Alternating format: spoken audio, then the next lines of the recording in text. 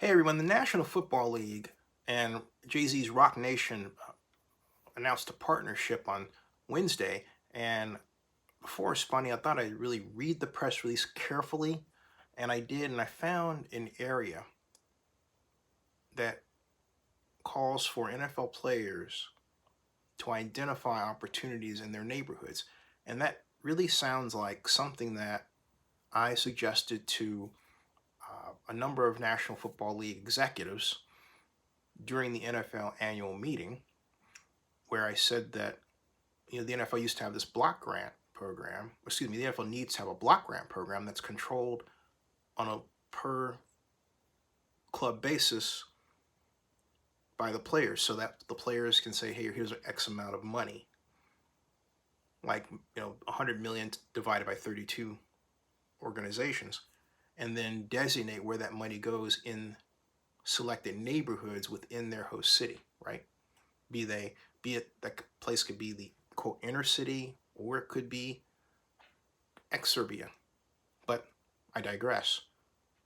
The NFL had something called NFL Youth and Education Town, and it was a partnership with the Boys Club, if memory serves, so that if a Super Bowl was rewarded to, say, Oakland, which sadly it wasn't, and now may never be, will be again, uh, it it the NFL would partner with the host committee and the boys clubs, match 1 million to 1 million, $2 million to build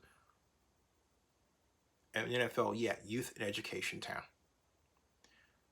It was a very successful program, maybe a little too successful, as I was informed by one NFL staff member, and she told me that what happened was the NFL realized it was getting too much into the business of being a social work organization.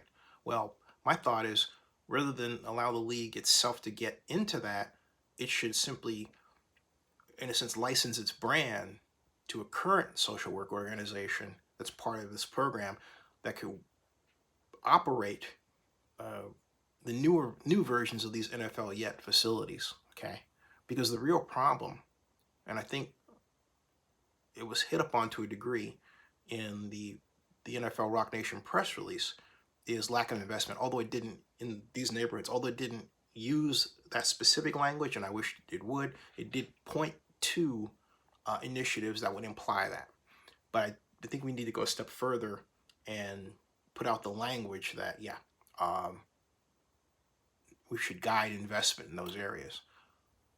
The reason I stress that is, and I know everybody agrees with that and knows that the reason the anthem issue came up was because police in those areas were, in a number of cases, brutalizing, in particular, young black men.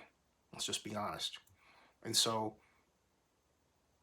I think what also should be encouraged is for not just people to know their police officers, but to call out the bad apples and get rid of them. Every city has its ramparts, LA, or Ryder's case like Oakland. In fact, in the Ramparts case, it became the movie Training Day. But the reality is we do have in a number of cities police officers that go over the line, perhaps so often that they need to be removed from the force. So I think if we can figure out a way to put that in as a component, it'll go a long way toward what Colin Kaepernick was talking about, and others, and many others. And I think it would really lessen the criticism that this partnership is unfortunately getting right now. Stay tuned and subscribe to Zenny62 on YouTube.